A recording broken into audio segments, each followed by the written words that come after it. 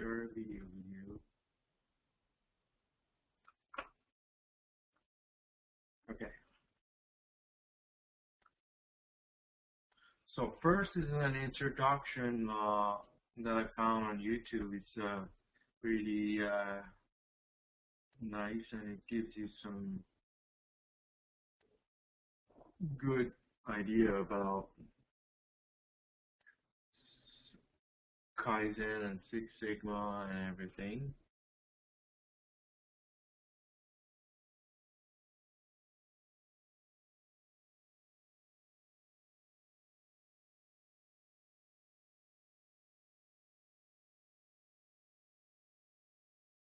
Okay.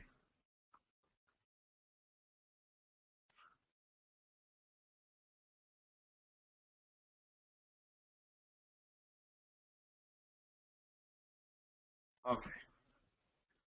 So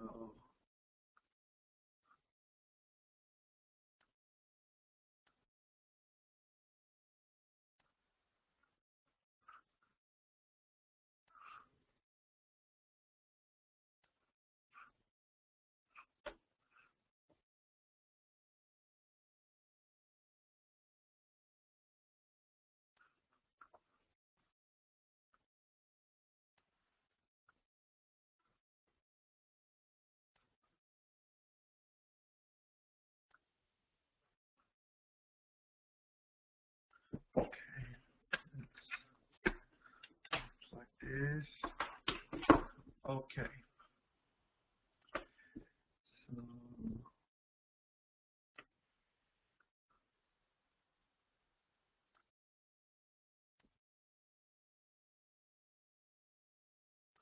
okay.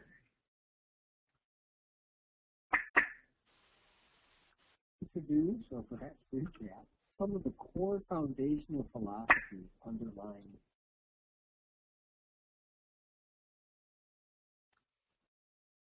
any of the Systems to Win templates for continuous improvement. There are many names for systems improvement, and while many of the teachings are similar, there are important differences, and we will cover some of those differences in this video. Let's start by recapping a few of the highlights from our excellent Kaizen and Lean Training Online Training Center, which you can access when you sign up for our newsletter. Kaizen is a Japanese word that technically means to break apart and then to study and improve. But in most of the world, it has come to be synonymous with the concept of a Kaizen event. And Systems to Win offers an entire suite of templates to help your team plan, implement, and follow up your Kaizen events. The lean manufacturing tools and value stream mapping are based largely upon the Toyota production system. And while it's easy to get fascinated with the details of the many lean teachings, the one overarching philosophy that underlies all other lean teachings is to employ the minds of your people, not just their backs.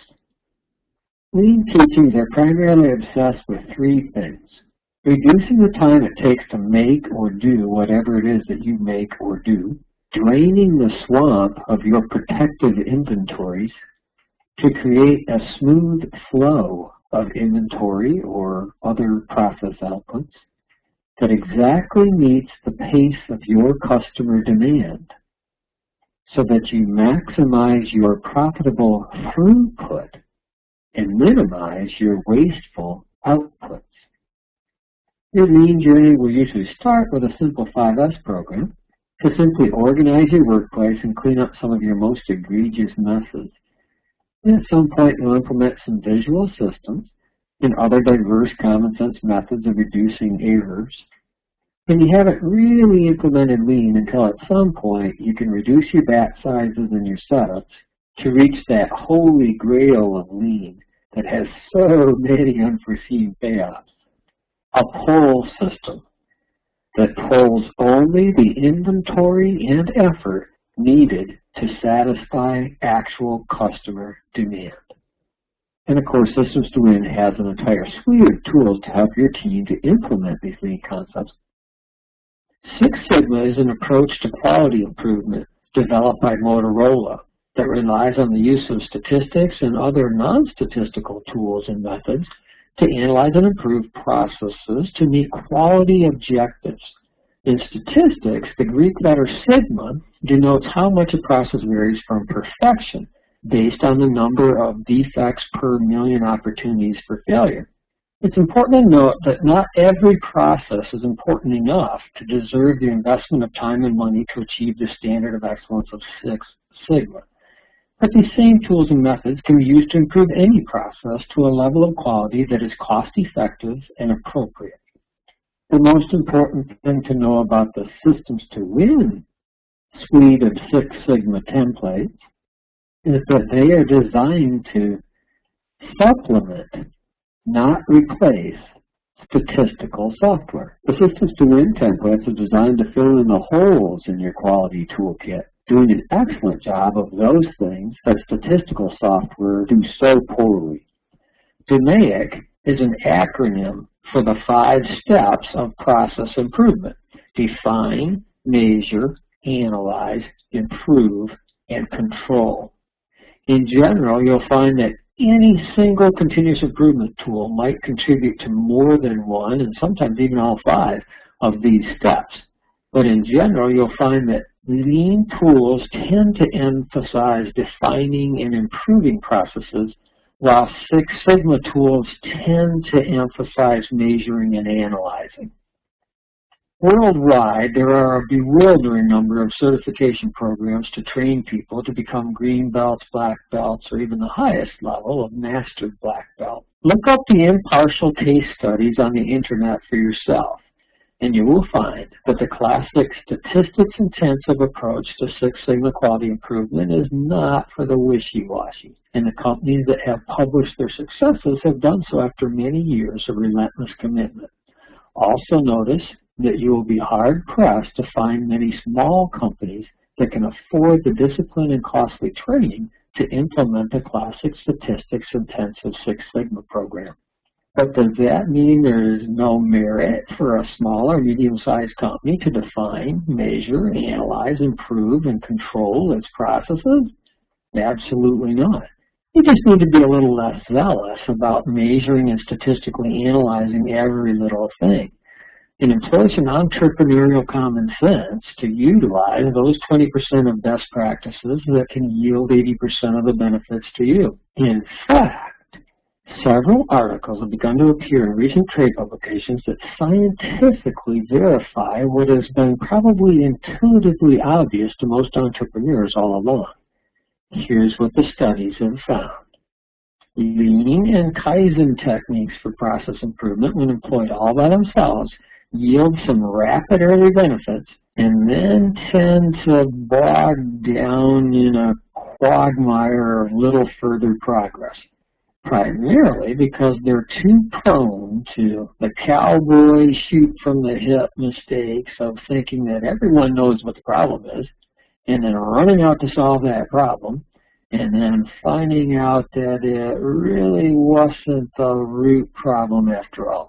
And the Six Sigma method for process improvement, when employed all by itself, takes years of expensive investment before beginning to show measurable results. So the big news published by these well-documented comparative case studies of many companies is that the big winners are the companies that implement both Lean and Six Sigma, commonly achieving measurable results 10 times more successful than the companies that implemented just one or the other approach for process improvement. So, what approach do we recommend for business process improvement? If you have already started a Lean or Six Sigma initiative, then we suggest that you get a little more entrepreneurial about it and make some creative use of some of the tools and methods from other continuous improvement disciplines, tapping into the intuition of your team leaders to choose those tools and methods that appear to hold promise for resolving your current challenges. If you're just getting started with continuous improvement, then we suggest that you start with Lean and specifically Kaizen methods to get your people involved in process improvement and to tap into your group knowledge to quickly identify your low-hanging fruit and quickly get rid of some obvious waste. There's nothing for group morale and support for an improvement initiative quite like getting a few quick wins under your belt and getting people to begin communicating with each other and respecting each other as a team. And then, if you like most companies, it won't be long before that low-hanging fruit has all been harvested, and future gains will need to be earned with a little more effort. Very often, you will even experience backsliding into old habit patterns, eroding the gains that you thought you had made. Most commonly, this is because your team skipped an important step or maybe decided that it just wasn't worth the effort. And the most common step to have skipped was using the standard work combination sheet to thoroughly document each process, and then to use the standard work audit to supervise your supervisors to ensure that they're supervising, to make sure that people really are doing things the way that everyone agreed was a better way of doing it. Once you've established the habit of religiously documenting and auditing your standard work, it usually isn't long before you feel ready to take the next step of a typical lean journey, which is to begin reducing your inventories. As discussed more thoroughly in our online Lean and Kaizen training, as soon as you start draining that swamp of that protective inventory, it isn't long before those hidden stumps and rocks and alligators start emerging above the lower water level. Problems start surfacing that have been hidden submerged beneath all those protective fathoms of inventory. This is the moment that many lean process improvement projects first begin to truly understand the need for improved quality. There's no way that you're going to lower your protective inventories very much at all before some quality problems emerge. To cause faint-hearted production managers to quickly switch back on the pumps and start refilling the swamp of your production floor with lots of layers of inventory to buffer production stops caused by quality failures. Is this the moment that you should start sending your senior team leaders off to school for advanced degrees in statistical sciences? Maybe. But before committing your limited resources too deeply, you might want to start by laying some quick groundwork and noticing just how many benefits of Six Sigma you might be able to achieve with only minimal use of a few simple statistics, and wise, judicious use of the many non-statistical tools that form the foundation upon which some appropriate advanced statistics might later be built.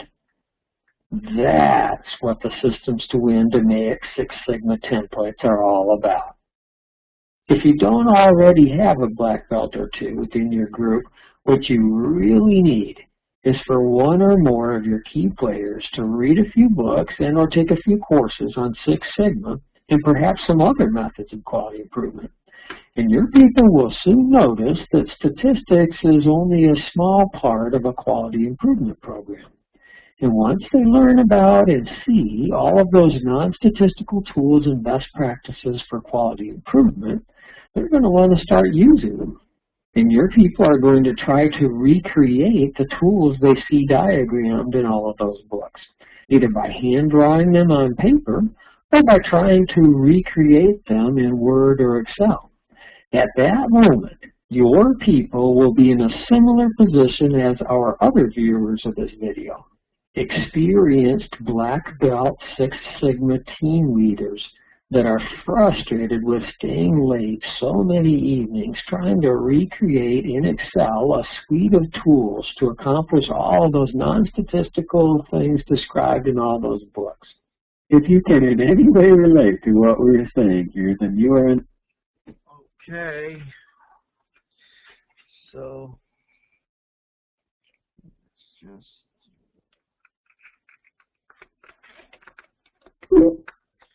Okay. So, just wanted to share with you this stuff sharing. Okay.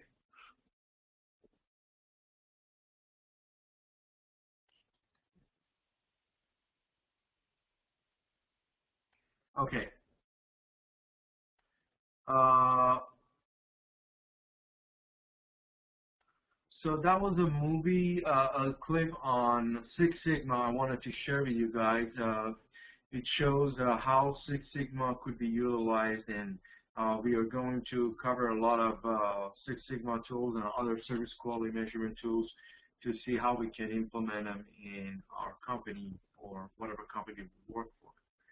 Okay, let's do some lectures on quality, service quality, and its implementation, and also the book that we're going to cover this semester, which is a student satisfaction checklist, which covers a lot of these issues. I'll give you some of the examples in the book, as long as the explanation of the concepts that we're going to cover in the class, and examples and comments and discussions we're going to have in the class.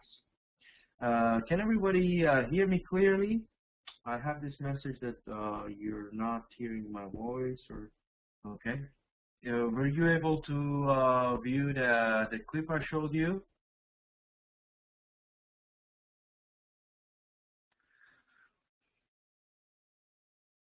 I see. Okay. Uh, yeah, that's probably because of the internet connection. When you view it on the Facebook page, it should be okay. So when you go back and see the recording on the Facebook page, it probably would be okay. Uh, you mean my voice is low? Okay. How about now? Can you hear me better? No? Okay. I don't know because I'm using a microphone and should be okay. It's probably your voice on your computer is not to the maximum. You can probably add the voice on your computer to the maximum, and that probably would help. Okay, so let's start with this famous saying by Edward Deming, who is a quality guru on service quality. He says, if you don't measure it, you can't improve it. So basically, the idea comes with the fact that in order to be able to improve something, first of all, we need to be able to measure it. It's just like when you want to buy something. Let's say if you want to buy sugar, you want to cook and you want to buy sugar or salt, and you don't know how much salt or sugar you have. You got to measure the amount of sugar or salt that you have. You got to see how much you have and then how much more you need. And when in the process of getting more, when you want to use them, you got to measure how much you are putting in to your food that you're cooking, so you know if your food is going to be salty or too sweet or something like that. Same is with your manufacturing. Like a lot of manufacturing companies or even service companies, if you put too much of something or too little of some, it will really trouble you regarding your product. Let's say if your product is a software, certain codes, you got to know exactly how much of those you need, how much visual, how much hardware, with what quality, with what percentage should be used for that certain product you're using. Let's say Apple products, when they're using their fine computers, they're definitely in need of analyzing and calculating exactly how much, let's say, of steel or plastic or whatever they need to produce their hardware. And when it comes to Macintosh software, for example, they got to know how much of certain programs they need to make that certain product. So measurement is a key when it comes to service quality. You got to be able to measure every single inch. And according to the type of business and service you're doing, the degree and quality of measurement becomes even more and more important. So let's say for a general service, the measurement might not be as severe when it comes to medical and hospitals. Just a minor mistake can cause a person's life and death. So measurement and quality, they are in direct relation. So this quote from Edward Deming, who is a quality guru, is really important. If you don't measure it, you can't improve it. So the first step for quality service quality improvement is measurement. So that also entails that more and more organizations do customer research nowadays. There was a time that measurement and service quality improvement was only for manufacturing companies. Only manufacturing companies could measure what type of product they have, how much quality it has, how they're going to improve it and everything. It was all for manufacturing companies. But now more of service companies are also doing that. They're doing customer research to see how much satisfied are their customers, how to keep their customers satisfied, how to take care of the unsatisfied or unhappy customers. All these are going to be really important. Is that everyone has the problem of low voice, or it's only Mr. Elias? Can you confirm if you have my voice loud and clear? Who can hear me loud and clear without any problem? I'm showing you the slide. You should be seeing the slides on the left-hand side. There are slides being shown. Can you see that? Can everybody see the slides?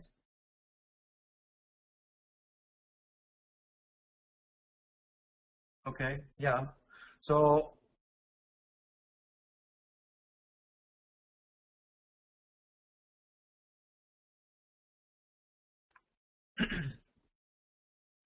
so majority of the students have a loud and clear voice and clear slides.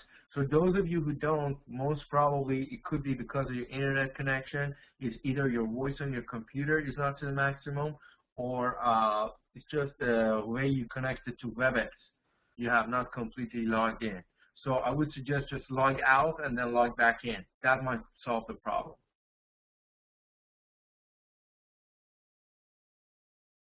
Yes, please do that. Thank you. So, okay, sounds good. So yeah, so more companies, more service companies here are venturing into service quality and measuring it and trying to improve it. So new methods of research are utilized to get the real picture. So the real picture being where exactly you are, what type of quality of service you have. So definitely it's useful to understand where you are and what is the details of your scenario.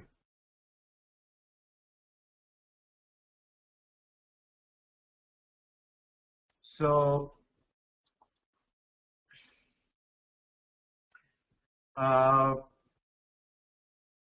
this is also part of the fact that customer satisfaction is the heart of service-oriented organizations. So just keep that in mind, that end of the day, whatever we are doing, we are dealing with customers. So customer is our audience, is whatever you do, either if it's a product or service, it's ending up in the hands of customers, and the customers are those who will buy your product or buy your services or take your products or services. So if they are not happy, basically the whole communication, which is getting the product to the customer, is lacking, and there is a problem with it.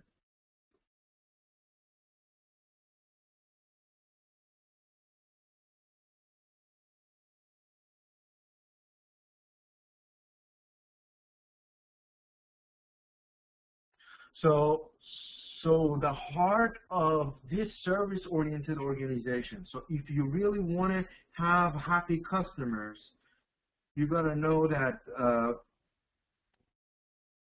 they are those who can help you improve your quality of service, or if you have a bad service quality, there is much to do with this customer satisfaction. So focusing on factors in the case of the book, which is a student satisfaction, would help to enhance the student satisfaction. So I'll try along the semester to have a case example. So we have this student case example along the course and along the concepts that we are going to deal with. So let's say the customer in this case is our students. So in your case, let's say if you're working in a communication company, would be your telephone users. If you're working in an NGO, is the people who will use your service. If you're helping to extend help to certain refugees or those people suffering from certain disease, those are your customers, clients, or audience. So in this case, it's the students. So students focusing on factors influencing their satisfaction will enhance the service.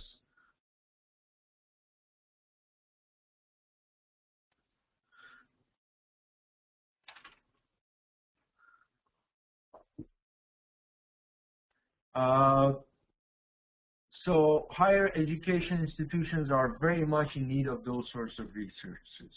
So student satisfaction research in this case, so in your scenario, is whatever type of customers you have. So because I want to make it more of a discussion, I want you to tell me what type of customers do you deal with in your company. So can I have some examples? You would be more than welcome to talk if you want. You can absolutely go ahead and talk, or you can go ahead and write it down. If you want to raise your hand, I'll pass the microphone to you, or if you want, you can just write it down. What type of customers you're dealing with, and tell me how you are going about the customer's satisfaction.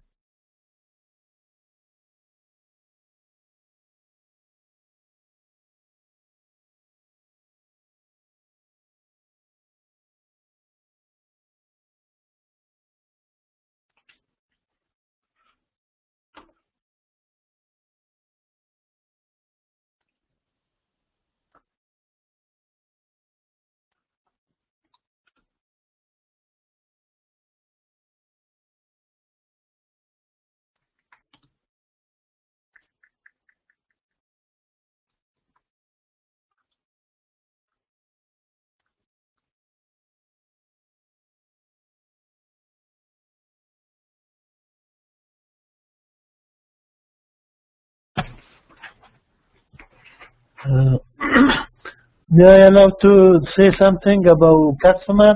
Yes, please. Mr. Nazari, go ahead. Yeah, my name is Abdul Samad Nazari.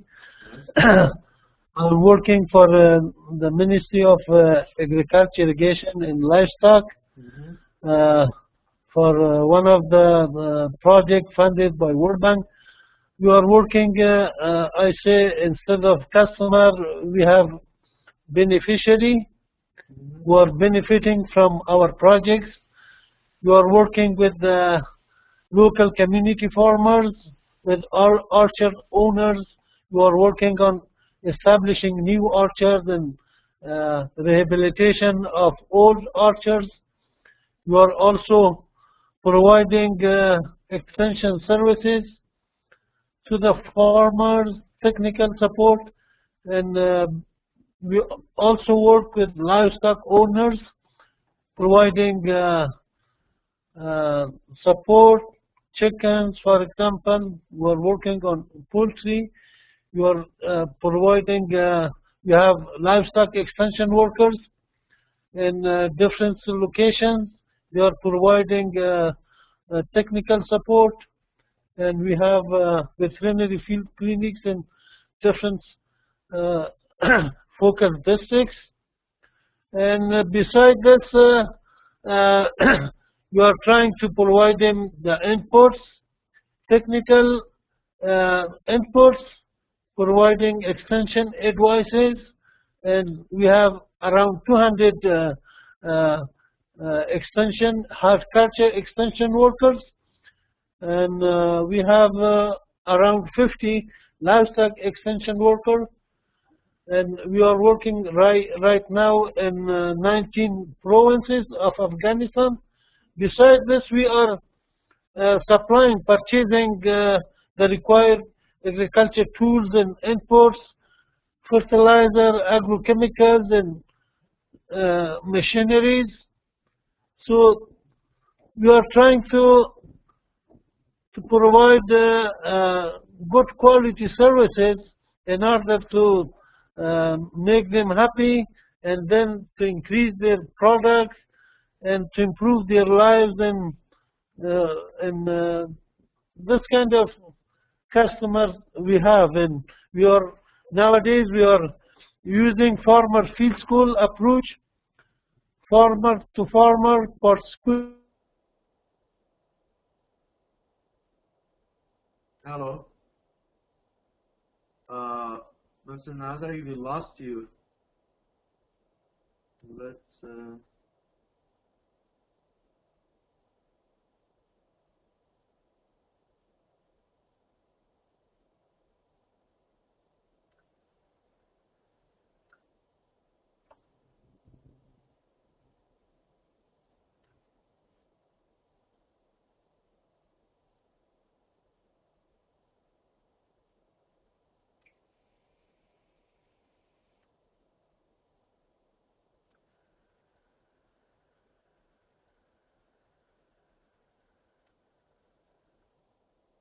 Mr. Nazari, we can't hear you. Okay, please go ahead.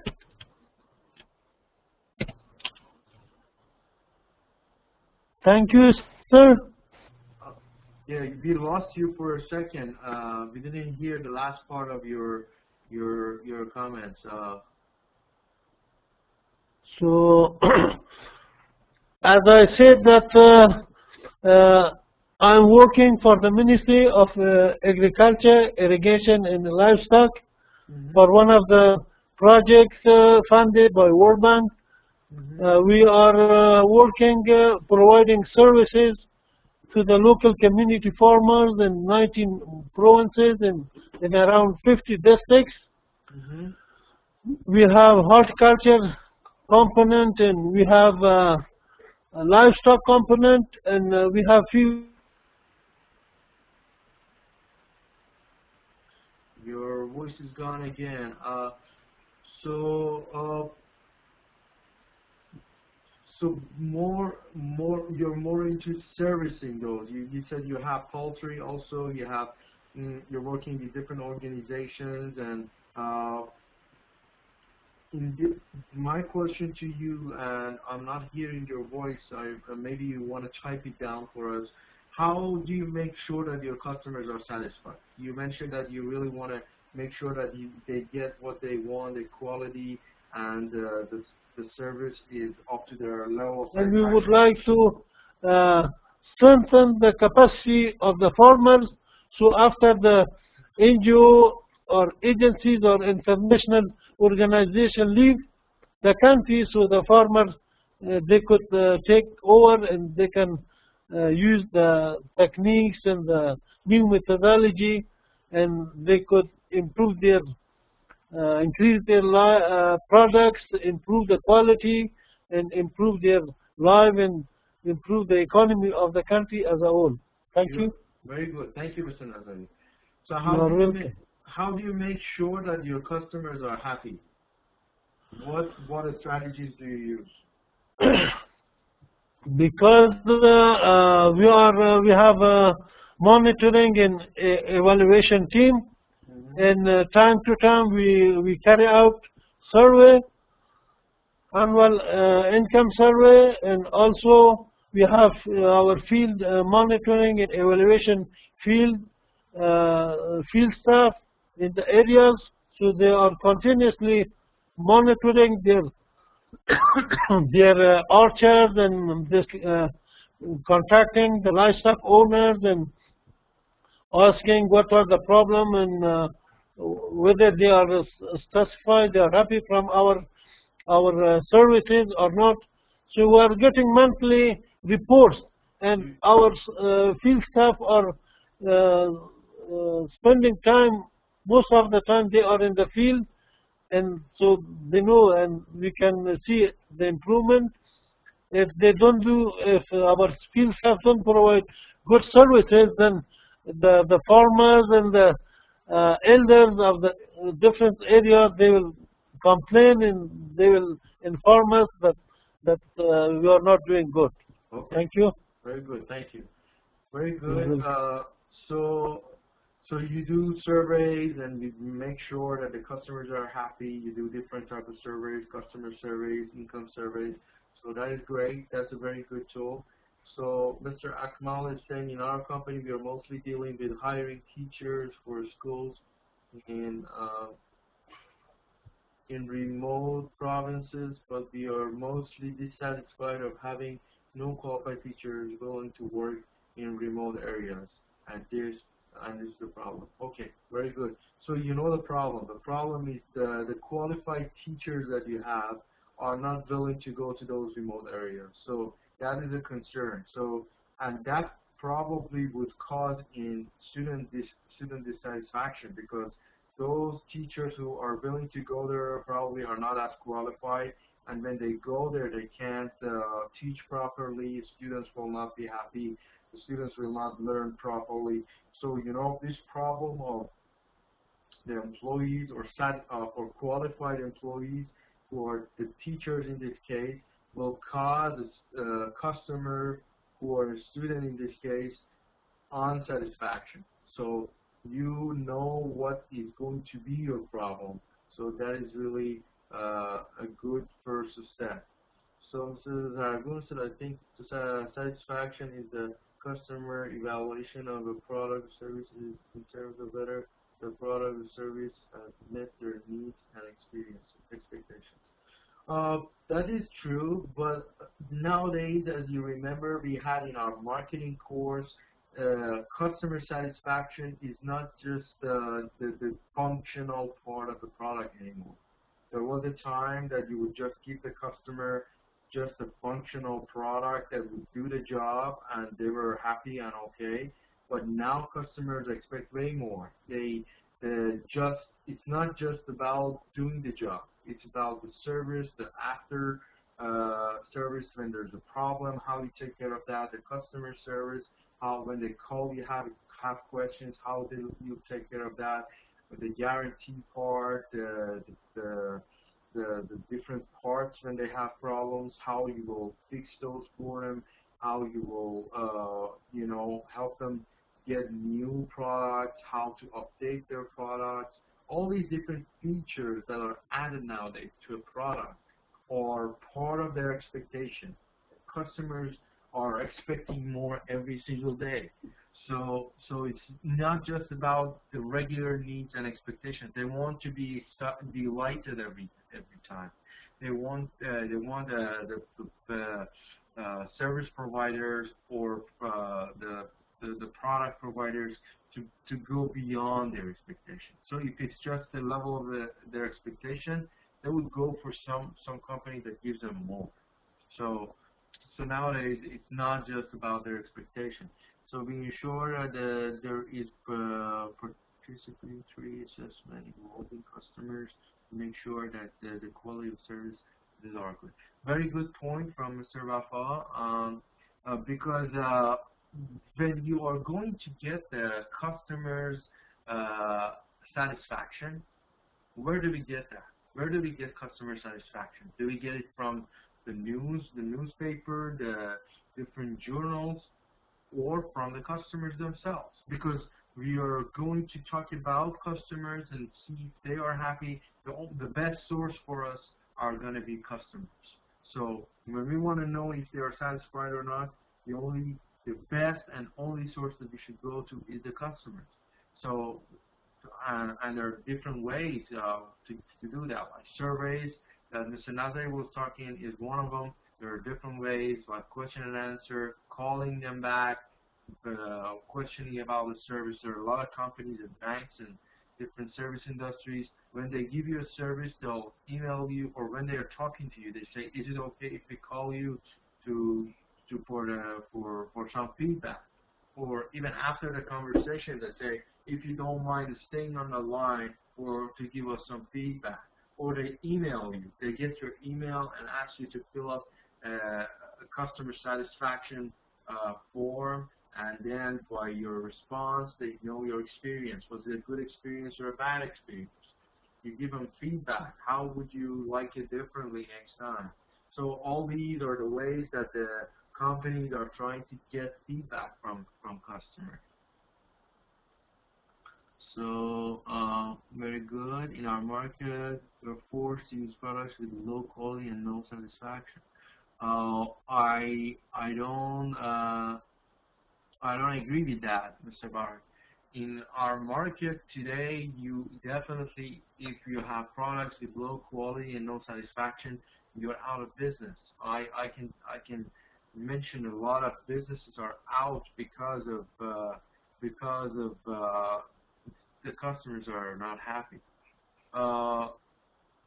Even in Afghanistan, I can guarantee that the trend is towards better quality. I mean, there are many low quality products for sure.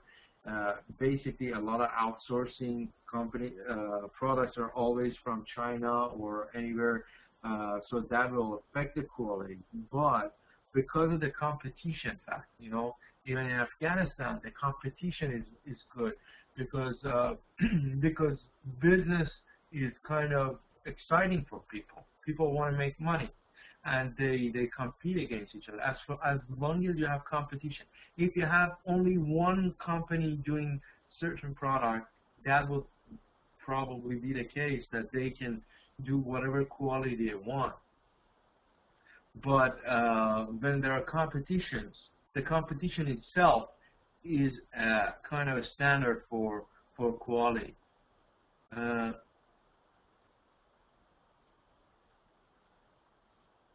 So, like here we have, like, yes, the foreign product for sure. Especially when foreign products are with the same price as local products or similar. Let's say here in U.S., if you can buy a product which is made in U.S. with a certain amount of dollars. Let's say you want to buy a pen for $10, and it's a U.S. made, and there is one which is from a European country, there is one from China, and there is one from elsewhere. They're all, let's say, for the same amount of price. Then the competition would be more focused on the quality. When it's the price matter, like certain people will just go for the lower price ones, like made in China products mostly are cheaper, so sometimes customers will choose them.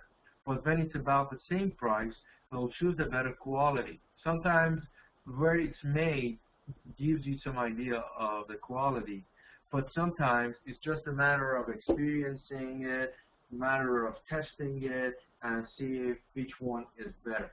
So a lot of issues involved nowadays.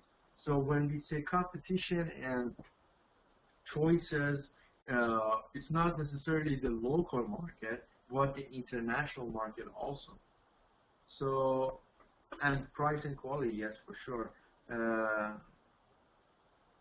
People have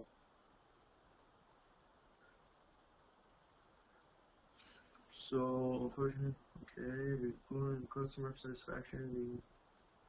two things. One thing is the quality of the product for sure, and second is the behavior and interaction with the customer service part. Yes, market we have problem with both, and especially in a second point, it's a disaster, unfortunately, of course, and it's food quality, but it's for limited people.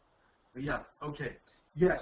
So as I mentioned, the product or service now is just how will be the relationship between customer satisfaction and customer loyalty? Very good question, Mrs. Arnold. So first, let me just cover the part that Mr. Elias is talking about. So your relationship and interaction with customers. So yes, that part is also very important. Like when you give out the product, when you sell a product to the customer, you're not done. It's an experience with the customer. Let's say you're a bank. When the customer opens an account, in a way you're selling them a product, which is your account. But then the relationship goes on. The customer is going to come back, make deposits, make the withdrawals, wants to take loan, wants to do this, that. All these is going to go on. And if your relationship with the customer is not good enough, that connection will break, and the customer will leave you. So that will go to the loyalty part. Only those customers will be loyal who are satisfied, who are happy. No unhappy customer is going to be your loyal customer. Of course, your loyal customer at a certain point of time might become unhappy, but initially, what made them loyal is a continuous satisfaction with your products and services. So then we have this comment from Mr. Elias, where it is a hotel manager, for example, restaurant, banks, customers is not respectfully treated, not professionally rude. Yeah, so especially service part like hotel management, restaurants, banks, all these, it's solely customer service. So customer service regarding your relationship with the customer. Because you're talking about services and you're dealing with services, it's very important how you will render your services. So it's really important.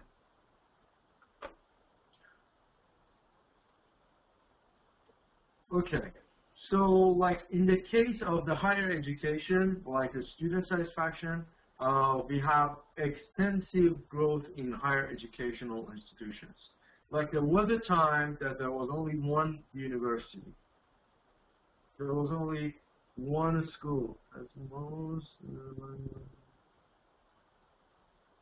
to buy in famous company and then high price and low quality. Yeah. HEIs are higher educational institutions. So H stands for higher, E educational, I stands for institutions. So you're welcome. So yes, back to the comment that we have here was from Mr. Akmal. Yeah. So sometimes, not most of the times, but not always, higher price means higher quality.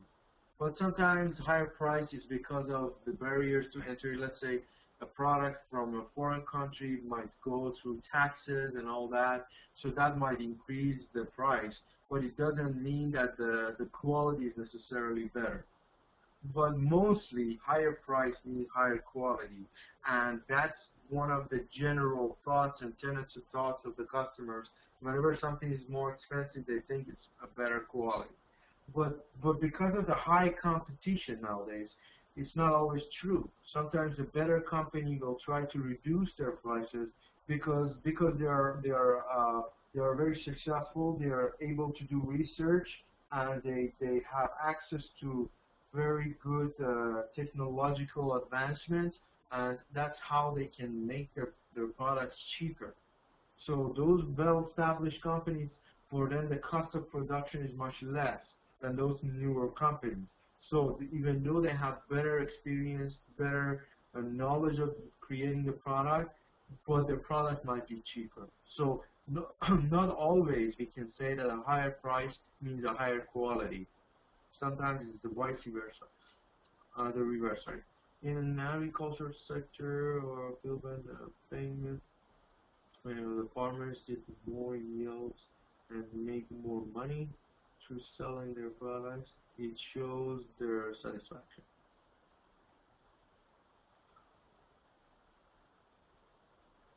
That is true. Sometimes money brings satisfaction. When your customers is also a retailer or seller, that is true. It's like when they make more money and profit, that is true that they will be happier. So that is one part of the scenario. But generally speaking, you're talking about the whole experience, the customer, whoever that is. The whole experience. What is the whole experience? So if the whole experience is unsatisfactory, then the customer is not going to be happy. But if the whole experience is something that makes customers happy, then it's really helpful. So in the case of higher education, there's a growth in higher education. So we have more universities. Private schools are coming out. So a lot of private schools. So that is also another scenario. So that shows when there's growth in that sector that you're doing business, the competition is growing. When the competition is growing, the customer satisfaction is more important because customers have choices now. So let's say if you are not able to make your customers happy, they'll just leave you and go to your rivals. So that's going back to the same concept we were talking about. When customers have choices, the degree of competition goes higher.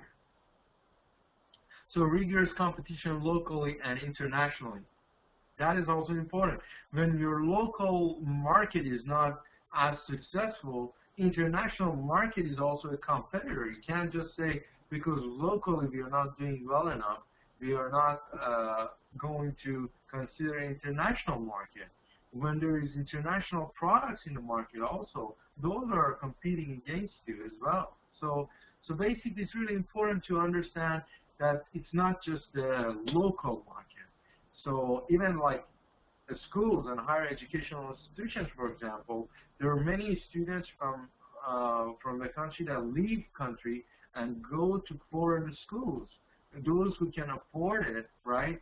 If they had a good school at home, they would probably go there. But when they leave and go to a foreign school, like to the neighboring countries, that means that they're getting better service, better quality education. So it's not just, if you don't look at it like with a limited perspective.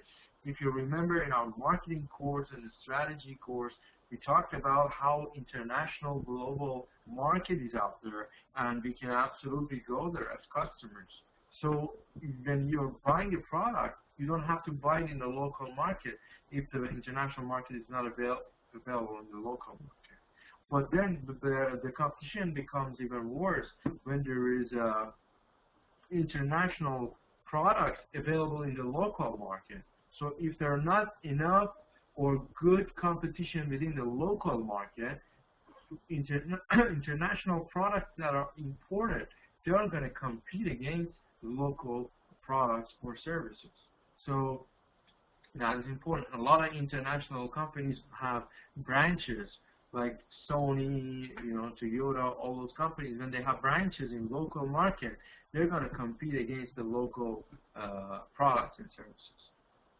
Then need for a comprehensive framework to address all the stakeholders. So in order to realize what exactly is going on, how we are supposed to take care of all these issues, we need to have a comprehensive framework. And the stakeholders, by stakeholders, I mean all those who have some share in this scenario. They benefit. They have some benefit in this case. They're either providers or benefiters. So we need to have a framework to cover all these and address all their issues. So service providers focus on the factors which influences student satisfaction in this case, and in all these different other cases, they might address other issues. So let's say if you're, we have the other example, customer satisfaction when we provide good quality inputs, like good quality fertilizer, tools, equipment, and farmers are happy, and the products, quality.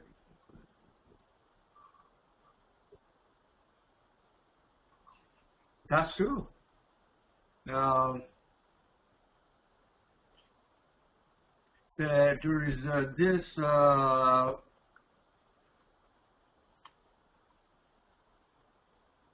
this term GIGO. GIGO means garbage in, garbage out. So when you have something bad inside as an input, your result or outcome is going to be bad. But when you have good input, your output is going to be good as well. So GIGO fact is true, and also like so when your input is good, your output is going to be good.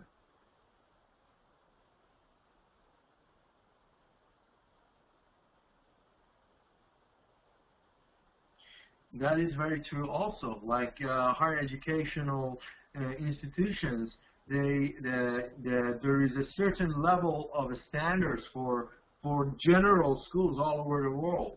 Like there are different guidelines. Like nowadays, let's say for courses that are offered, there are certain minimums that they have to meet. So if they are not there, they won't be able to provide those services. So if they are not able to compete, they'll lose out. And the online learning is also one of the issues, like an online purchasing, an online market as well. So nowadays you can buy products on Amazon or eBay, and then they will ship it to you. So it's not, the local market is now expanded into a virtual market also. So if there are not enough competitors in your local market, there might be a lot in virtual, which is the online market. Mr. Akmal, GIGO is garbage in, garbage out. So that was regarding the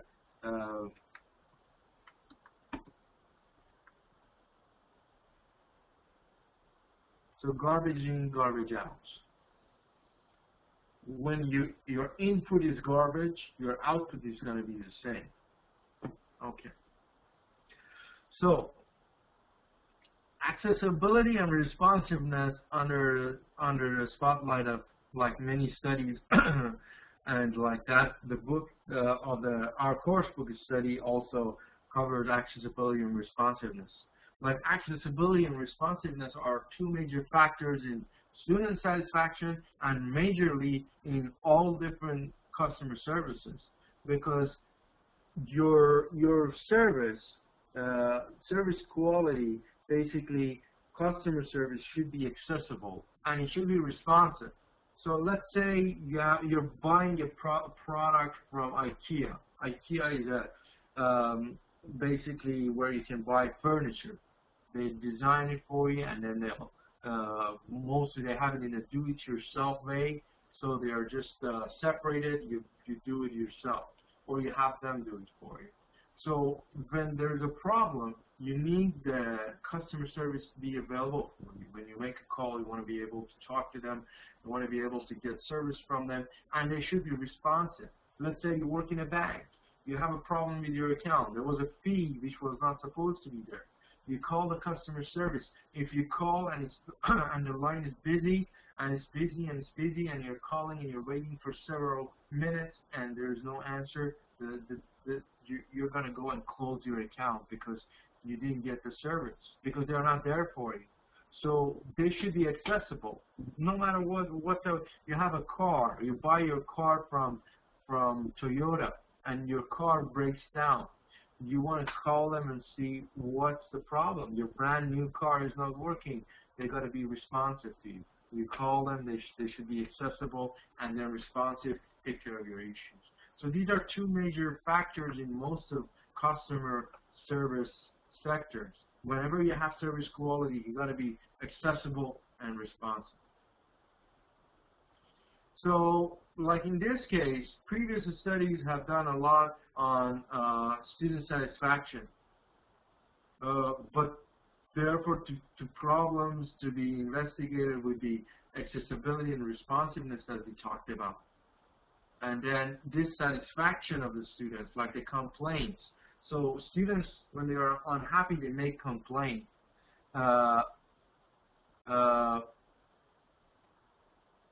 So can those customers that are not happy easily lodge their dissatisfaction? Can they make their complaints? Because a lot of times the services will break down. The product is not going to do what it's supposed to do. So that will cause the customer unsatisfaction or dissatisfaction. So when the customer is not satisfied, they have to be able to do something. They have to contact you and express their dissatisfaction, which is their complaints. So what shall we do? So like in this case, in the book, we are working on an ODL perf, like organizational development, learning, performance, which is a measurement of service, especially for students. We discuss how we can measure performances of accessibility and responsiveness. So going back to the idea of measurement, let's say you're working in an NGO. In that certain NGO, you're producing poultry for a certain number of families, and that poultry has to have certain standards of health and quality. It has to be fresh. It has to be like edible. It has to be kept in a good temperature so that it don't get spoiled. So there should be certain levels of measurements for you to check the quality of those poultry, especially when you want to feed them first, like garbage in, garbage out. When they are alive, you have to feed them properly, good seeds, good weather, good condition, and then when you want to serve them and make them into like meat, then you have to go through a certain process. So the whole process, you have to have some measurement analysis. And then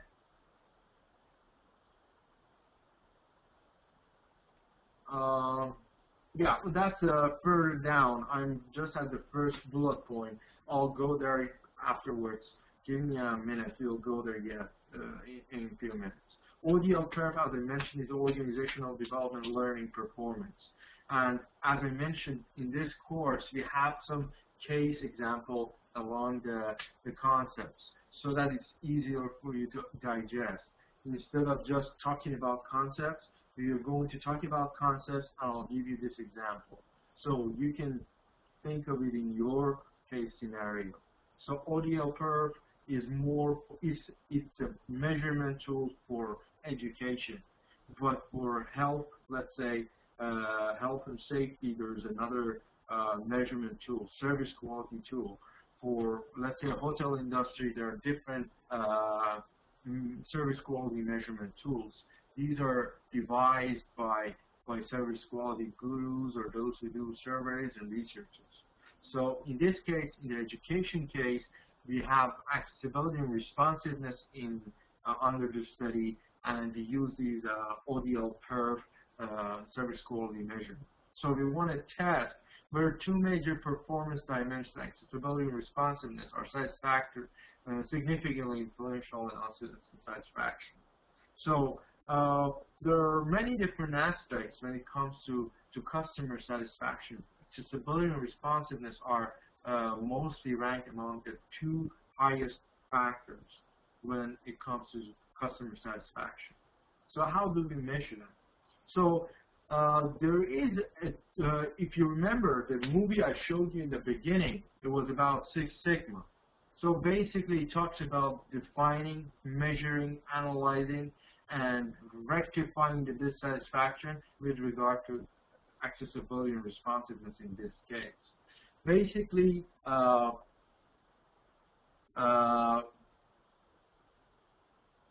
when it comes to Six Sigma, first you need to define the problem. What is the problem? Let's say you have unsatisfied customers, so that's your problem. Then you got to measure it, how much unsatisfied they are, how much satisfied they were in the beginning, how much dissatisfied they forget, why was the reasons and all that. So when you measure that, then you analyze it. You analyze, you see what were the causes, how they became happy, unhappy, to what extent, due to what cause. So it's the analysis will be happening, and finally you try to fix the problem. So this process is called Six Sigma. You use different tools and techniques to do that. We'll discuss a bit of it in the future classes. I'd like to see how the university can revise its policy with regard to accessibility and responsiveness, completely increase the satisfaction.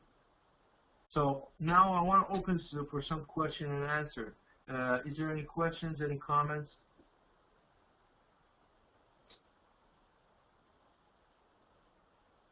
So far, are there any questions? Do you need any clarification on a certain concept that we talked about?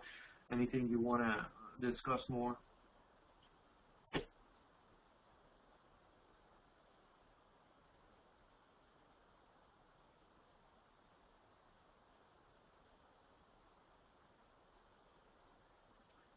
Yes, Mrs. Dagoon. Tangibles and intangibles, I mean, it depends what type of tangible you're talking about. Tangible product, intangible product, tangible satisfaction, intangible satisfaction. What do you mean by tangibles? But reliability and competence, they are parts of customer satisfaction as well. So for sure, they'll come into picture. And the dimensions and how you're going to measure them is also important, and it depends on the type of service sector that you're working at. So reliability of the service is absolutely important. Because the product or service you get, it has to be reliable. That's one of the features of the product or service that you buy as a customer. So if the product or service is not reliable, let's say you buy a telephone product.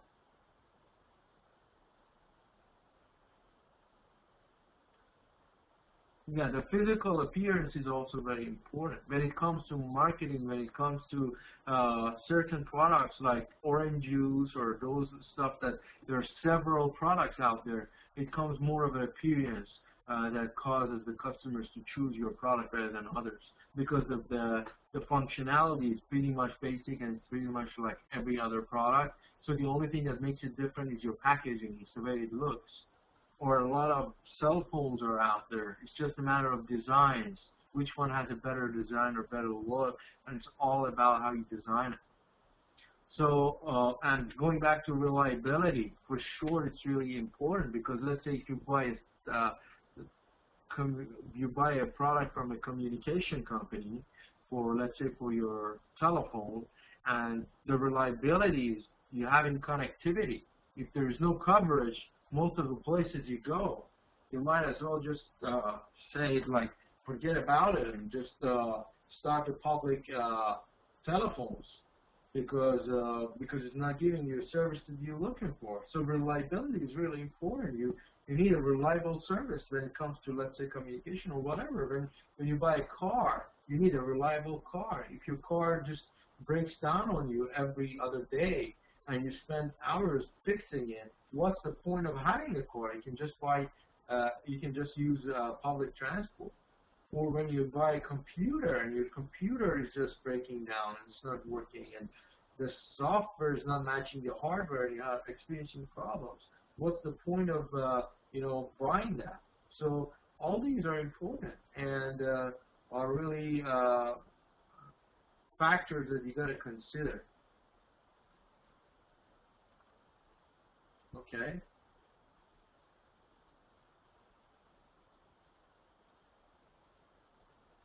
So now let's get into quality. What do we mean by quality? Before we do that, let's see if you still have any questions. Any questions or comments so far?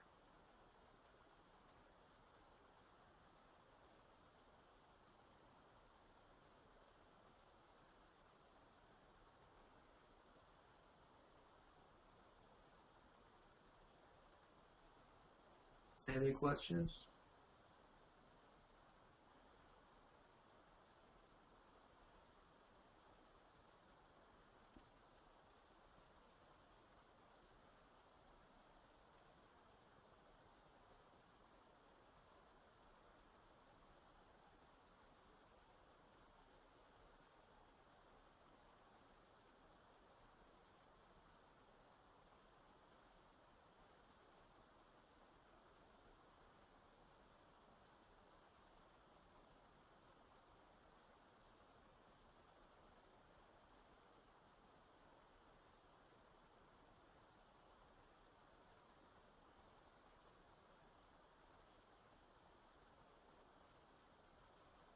Okay. Okay, no questions.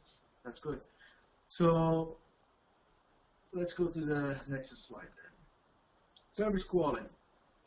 So quality, what do we mean by quality? Like different researchers have been explaining it. But Garvin in '84 has classified quality with 5 major groups: transcendent, product-based, and user-based, manufacturer-based, or value-based. So there are many different versions of qualities that we basically have, and each of them have its own definition.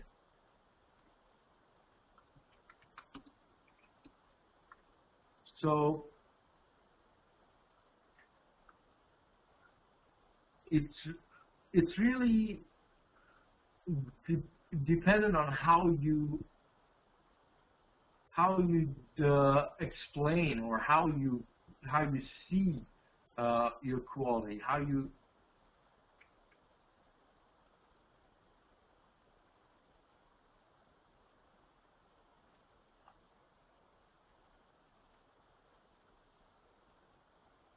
you define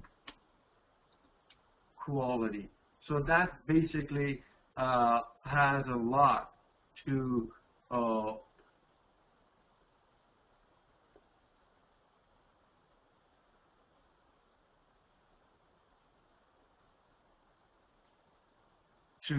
realize whether your customers are happy or not. So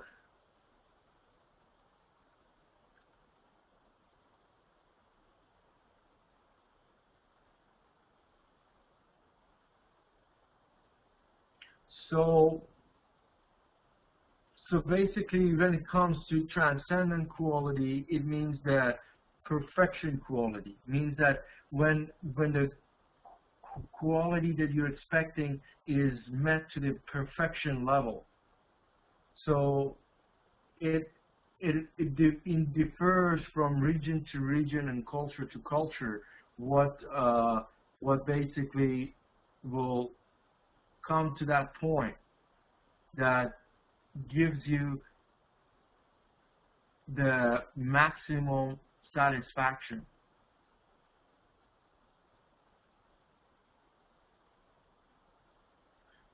Which means that it goes beyond your expectation. So transcendent quality is not looked for by all the product or service offerers. So sometimes a lot of companies, they just base their product or quality to a minimum standard. They don't go to that certain level of exceeding the expectation of the customers. They don't go that far. But like when it comes to hotel industry, everyone knows that Ritz-Carlton is claiming that they are a 7-star business, means that they are beyond the normal rating of hotels, which is 5-star. They claim to give you exclusively better service. So that's what they say. Or when it comes to, let's say, mobiles, like Virtu, rather than others when it's priced much differently, it also proclaims that they are giving you an excluding market of that product. So then the quality product based, like certain products, they have definitions, and they're based on those definitions and standards, there are certain quality measurements. User based is more of the user. What is their expectation? So according to their expectation, you set your quality. Then manufacturing base. Manufacturers, they have certain levels of standards of quality, so you just follow those. Or value based. You just base on the value that it has for the customers, or it is worth. So before I explain further, I don't want to give you too much information. So let's stop it at here. I want to give you an assignment.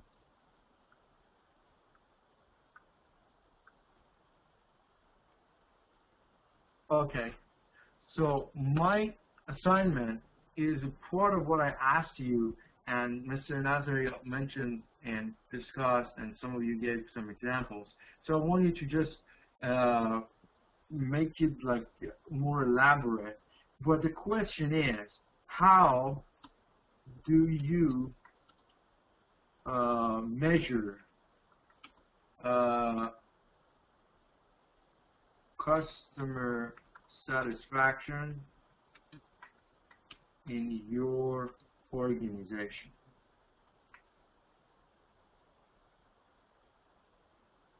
So how do you measure customer satisfaction in your organization? So my question to you is, whatever organization that you work at, let's say you are in an NGO, let's say you are in United Nations, let's say you're working as for a school, you're an employer for a school, you're hiring lecturers or teachers or professors. Let's say you are in a business that you provide certain goods for certain customers. Let's say you're in a farming business. You have customers. Your customers could be your students, could be your clientele, could be those who are benefiting your services if you are an NGO, or could be those who are helping, even those refugees that you are helping, whoever that is. What is the measurement tool you use to see how satisfied they are? I want you to give me real examples. I don't want you to give me general examples like, okay, we try to see how satisfied they are and they're happy with our products and services. This is what is in book. I'm asking you. It's just right now. It's like an assignment in the class. It's not. I don't want you to go and do research and get me a 10-page essay on it. It's just right now. Think of it. Give me an example. I give you about 5-10 minutes. You think about it, and then we discuss it in the class, and then you send it to me by next day, like previous semesters. So this is just in class. I don't want you to do any. Just think about it. You have the resources we talked about. You understood the concept. I want you to just think about it in your head. What's going on in your organization? What are the tools you use? Like recall it from what you do at work. How do they measure? If they don't, tell me how they could. If they do, tell me exactly how they do it. I don't want anything other than what you do in your company. So don't give me like stuff out of work. I want you specific, because the whole idea of this course is focusing on your work and how you use it in your career, right? So that's why I'm using a course book that is basically attached to a case, so that you can do the same for me. So just give you 5-10 minutes, think about it, then we will discuss it. Those of you who want to share it, talking about in the class, you can absolutely do that, or you can type it down, and don't forget you have to email it to me by tomorrow. Okay? You have 5 minutes, let's say, 5-6 minutes, and we'll go from there.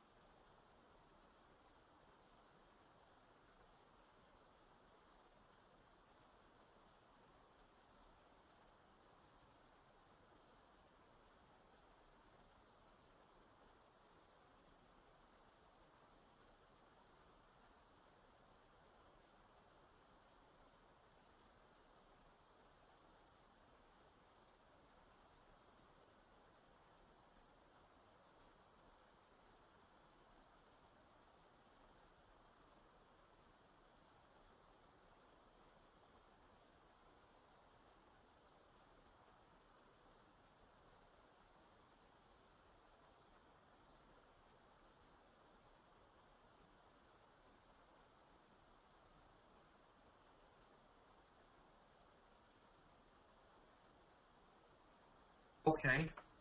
So your time is up. So we have from Mr. Nazari, by increasing the yield per tree or per hectares.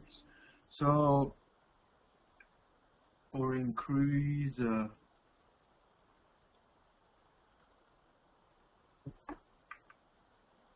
liter of milk per head of cow per day. Increase the number of eggs. Okay. Mr. Nazari, what you're telling me is more of increasing your production. Production is good for your, let's say, number of products that you can sell, makes your profit more, you know, that kind of a thing, efficiency. But if you're talking about customer satisfaction, let's say when the customer buys poultry from you, if they are gonna be happy, let's say they're satisfied. How you mentioned you use surveys, so give us a more detailed answer, like what type of survey, what do you ask the customer when you run that survey, what type of questions do you ask, how many questions do you ask, how many customers do you ask, on what basis do you choose those customers that you run the survey from. Let's say you call 10 customers, so those customers, how do you choose? Just randomly choose 10 customers and you call them, and when you call them, what do you ask them? You know, that kind of a thing. So what you answered is more of a production. We are asking about customer satisfaction. Okay. Excuse me. So yes, first we will ask the question like this: are they happy from our product, and is he or she can see any problem with our product, and if they are not happy, we want their suggestion how to improve our product and which kind of quality and they are looking for, and yeah, so these kind of questions. So there are a lot of questions, so we can ask, and then how to get. So maybe we have a market person, so maybe he sometimes go outside and contact customers and find out whether they are happy, and if not happy, what are the problems, and their suggestion how to improve the quality of the product and how we provide better services for them. So a lot of things we can ask, and we can improve based on the information our market officer he bring to the office, and then maybe maybe there is committee in the organization, so we can discuss, and from the experience our staff they have, so everyone share their experience, give their ideas how to improve, and then this should be continuous, and then in order to make our business continuous, and then to keep our customers happy and increase our customer day by day, so and make good name for our company, for our product. These kind of things. Thank you. Very good. Thank you. Thank you. Very good. You are welcome. Thanks. And Mr. Elias, would you want to talk to us? Would you want to share with us? Can you hear me? I'm willing to talk. Can you hear me, please? Yes, we can hear you. Please go ahead. Okay, good evening again. Yes, just very briefly, I'll try to be brief to give chance also to the rest of the classmates to share their opinions. First of all, before I go to how we measure the satisfaction of our customers, I'd like to find out who our customers are in my organization that I'm working with. It's a United Nations office, UNAMA, and we have the government, we have the international community, including the donors, UN agencies, and NGOs, and we have the civil society groups, and we're working also with the ordinary people of Afghanistan, and a specific geographical locations that we are located. So these are generally our customers, or the group of our customers. And how we measure their work satisfaction is through several means. First of all, we develop joint work plans, for example, with our government counterparts. We develop like annual plan, and then we break it down by quarterly plans, and then this plan is on a joint effort. It's not just from one side. We make these work plans and we go toward this work plan, and the progress of this work plan with the customer and our daily interaction. It's kind of always face-to-face interaction in meetings. It's on a continuous basis, and if there is any problem, we find it out together and we solve it together. So we will find out if there is any gap, then our customers will tell us in this regard. And also our offices serve as good offices. It's, as you know, it's a technical term, good office, which means an office which is ready to respond to the needs of the customer according to its mandate.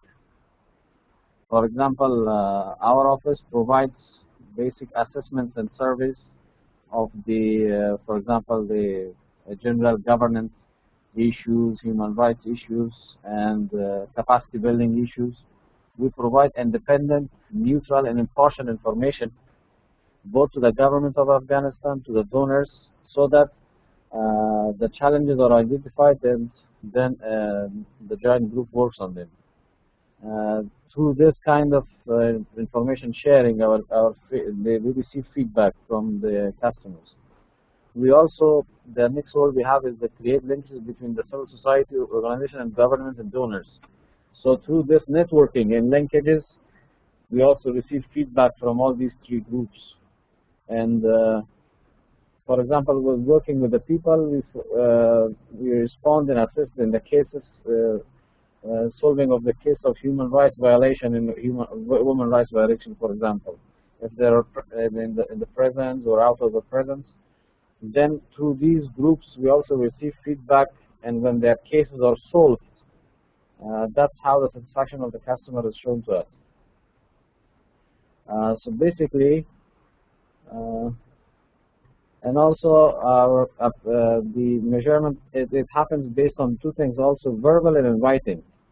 For example, through verbal, we always receive through the joint meetings that we have with our customers, and in writing we receive it especially at the end of the year when the work plan is being reviewed with the government at the provincial and also at the central level. And we also have another kind of review, which is each 3 years. When we do the program review in each 3 years, then the government and our customers generally, they are all joining in this review group, and general feedback will be shared through these working groups who comment on the whole program and our activities. So this is a quick brief of the measurement of our customer satisfaction in my organization that I'm working with. Very good. Thank you so much. Yes, thank you. It was very good. Yes, so you do consulting-based, also organizational-based measurement. So you have a direct contact with the clients, you talk with them, consult with them, walk them through the process. If there's any issue, you work it together. That's very good. It's hands-on approach process. So when the problem arises, it's not that you will be surprised, because the thing is, when you are involved like a consultant or a coach with the client, the problem will be raised and both of you will realize it together. So there is no gap from the time that the client will experience a problem and the time that you realize there is a problem. So that's a great way to reduce the amount of unsatisfaction, because the moment there is a problem, you will get to know it as soon as the customer or the client knows it. So that's one of the ways that a lot of companies are also doing it, especially for their higher end customers. They assign, like let's say banking, there's a concept called private banking. So the private banker will work with a certain bank customer of the bank, just together. So they work all their issues. If there's a problem, that private banker is assigned only to that customer because that customer is so important to the bank, and they don't want to lose that customer. So there's no gap between those problems. So that is really good. Thank you. Yes, you put it very right. Yes, thank you very much. Sure, thanks. And we have two good examples of Mr. Akmal's and Mr. Atar's here. Very good. So, so basically, that's a good concept that we covered today. More of how to measure customer satisfaction, whether our customers are happy or not, how we find it out, and how we should go about it.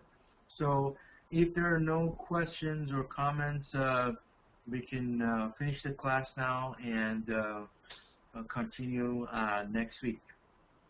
Are there any questions or comments?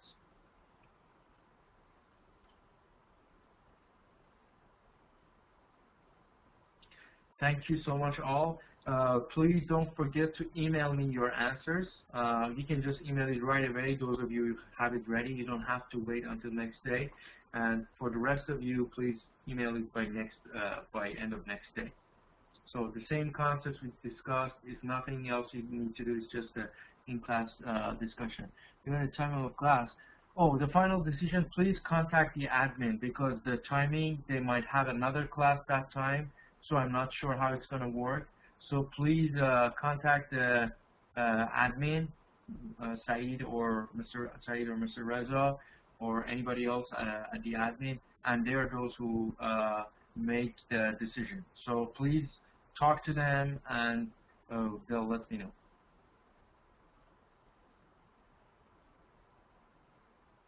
Yeah, I'm fine. Saturdays, we can do the class like earlier, but Sundays I have another class. Yeah, sure. Okay, so thank you everyone. You have a wonderful week, and thanks for coming to the class. I hope you enjoyed it, and see you soon.